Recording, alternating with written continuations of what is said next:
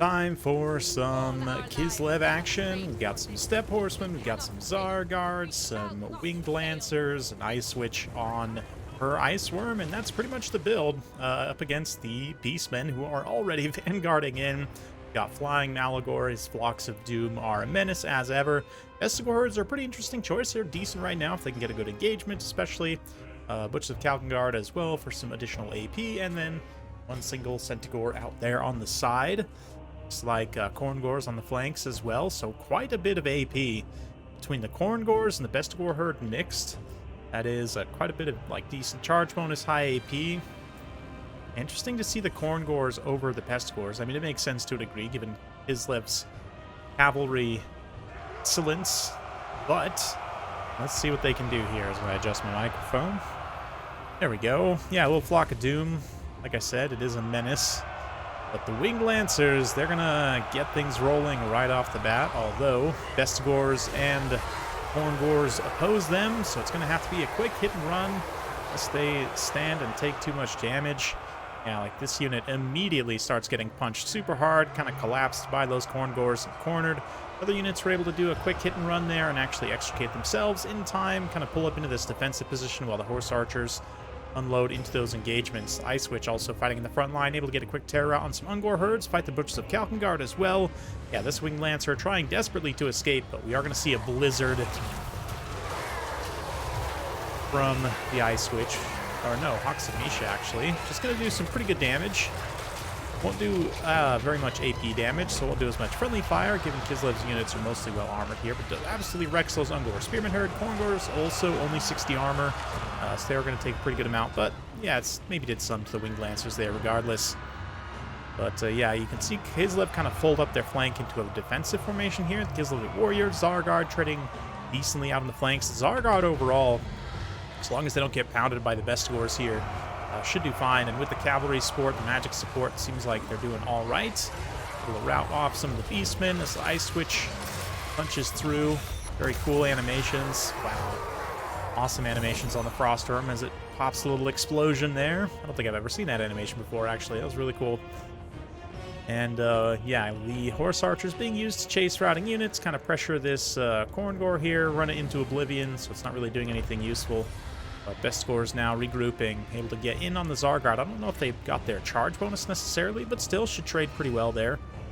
More Vestigor here, again matched up on the Tsar Guard. That's pretty ideal for the Beastmen. They've got plenty of Vestigor left, so Rohan definitely got to keep these routing units running as much as possible, keep his cavalry in action. Not often you have a mobility advantage against the Beastmen, but take advantage of it when you got it. Vestigor also can be frostbitten and just kind of run around in circles, so yeah, it's definitely going to be tough, though. This is a really nasty melee army for the Beastmen. And Kislev, Tsar Guard will trade okay in a sustained fight. They do have much better melee defense, but the Vestigor Herd have pretty much better everything else, except probably less HP base. But yeah, you can see Kislev using that mobility, trying to get some leadership shocks on this Vestigor, spring the Tsar Guard loose. They're going to get their sabers ready, run on in. Kislev Warriors also supporting as well. Problem with Kislev getting together a little cohesive push here as they set themselves up some more Flocks of Doom, hitting multiple units, getting beautiful value there. And yeah, Horse Archers, Tsar Guard, everything else, but some cycle charging still happening. Still Winged Lancers run around, so let's keep a wide view as this mobility engagement develops. There's going to be some high micro here as the Winged Lancers continue to hit and run. We've got Tsar Guard engaging this Gor here, along with the Horse Archer. Should be a nice all-in to route that unit off. This Horse Archer gets to buy our blood, and one Tsar Guard out there just making their last stand. They are in a tough spot for sure, but I best score her taking some damage there. Is Hoxamisha just not doing any friendly fire, or am I... there's not a friendly troops. Okay, so for some reason I was thinking that it was, but I was actually mistaken. I was thinking of a different one. But yeah, that's actually kind of nice. And it doesn't do the best AP damage, but yeah, actually 0% AP, but still, against lower armor targets, mostly fine. This is the rare Beastman build that actually has a pretty good amount of armor, but still is able to generate quite a bit against those clumped up Gors and Vestigors. Especially as they get tired, their armor gets debuffed from exhaustion. But yeah, Kislev now, they're able to clean up like a lot of the big healthy clumps. Their cavalry advantage is pretty significant, especially with this one Winged Lancer quite healthy still. So this Zargard has just formed into a circle. They've been holding out very epically for quite some time, but now the Winged Hussars arrive. Yes, Gors do a nice little counter charge there. That's going to get some pretty good value. We'll do some damage to the Lancers, but nonetheless, pull those away. You're going to see another Ox of Misha unleashed there. Winged Lancers in on this Bestigor. And Malagor needs to get out of here as well before the Ice Switch comes to chew on him. Yep, looks like he flies up out of there, but maybe looking at army losses potentially for the Beastmen here. A lot of their units getting very low on leadership, and that terror route's definitely becoming very real at this point. But perhaps not. I mean, Kislev at the same time is pretty flimsy. If Malagor can kind of kite a little bit here, use some of those Flocks of Doom. Nope, looks like the Beastmen are going to throw in the towel. Must not have had much Winds of Magic left. But yeah, a few more Flocks of Doom, honestly, there. Finish off some of those tattered units. Maybe could have brought things back, but definitely an interesting kind of infantry-centric composition, I have to say. Oh, there was actually one Pestigor mixed in there.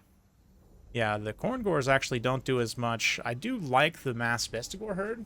I just think you probably swap these Gors out for more Centigors, and this actually is probably a really nasty build for Kislev to deal with more mobility. But yeah, overall, Puts of Kalkengard didn't really do anything. They just got absolutely eaten in that engagement. Ice Switch plus the Winged Lancers, pretty good combination. The Zargard also providing a nice kind of sturdy core to work through. And then the Horse Archers, one of the better missile cavalry in the game, for sure, given their decent stats. Malagor also just a menace. The rest of the build, I mean, yeah, Bestigors and Malagor kind of the only things really that do what they need to here. Like, I get why you take the Gors, but at the same time, they just don't really have a lot of initiative, a lot of agency, some might say, right? So it's tricky, though, for sure, especially given that Centigors have been nerfed a few times. They may be nerfed even yet again once more. But at the same time, Beastmen are very good. And that's an engagement or a matchup where, yeah, maybe Centigors Grey Weapons like the base variant. It's probably not worth buying the upgrade for the Centigors of Tzeentch. Yeah, maybe these basic ones, taking those rather than taking the Gors, or just taking even the basic ones. They're almost the same cost as the Gors. And even though the ones there didn't do a lot, they could have done more, maybe with more numbers, perhaps. I don't know. There wasn't a lot of great targets for them in that specific build, but you could also take throwing axes instead. Maybe try and kite some of the Kislev cavalry, lead them astray, throw some axes at them in the meantime, deal some damage in that.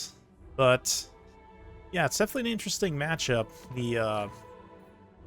From Kislev's perspective.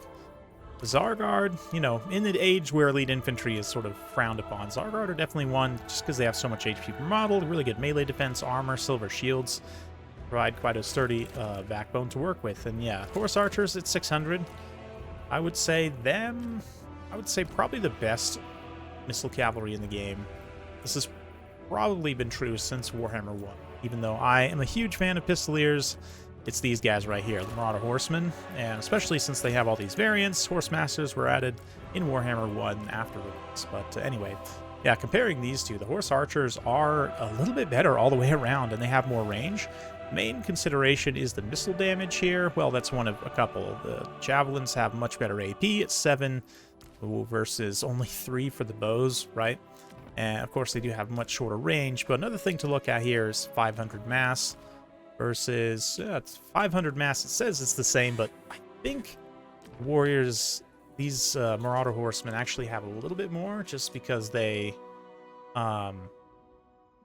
they're bigger not only in size but also just maybe they have a larger entity under the hood or something. I don't know, but it feels more impactful on the charge. I know that's not very scientific, but I'm actually kind of surprised. I thought the Marauder Horsemen had just straight up more mass, but you do also have these other variants. I guess the Marauder Horse Masters do just have straight up more mass, which is nice. They are probably actually the best skirmish cavalry in the game, honestly, in terms of quality. Like, the only thing, I guess, technically the Wood Elves, rather, have these guys here. Sisters of Thorn are more expensive. They have some different kind of utility abilities, bound spells, and whatnot, but they're honestly pretty comparable to Marauder Horsemen, but they cost, what, 300, 400 points more? Yeah, so are those bound spells worth 400 points? They also get poison, 10 AP per shot. Yeah, they're pretty good, honestly, but very expensive, and having a unit this squishy, this expensive, it's very tricky to use for many people, so anyway, that's it for me for today. Hopefully you enjoyed. If you like this sort of content, be sure to like, subscribe, hit that bell notification button. Every time I upload a new video, you'll be notified. Thanks again. We'll see you next time.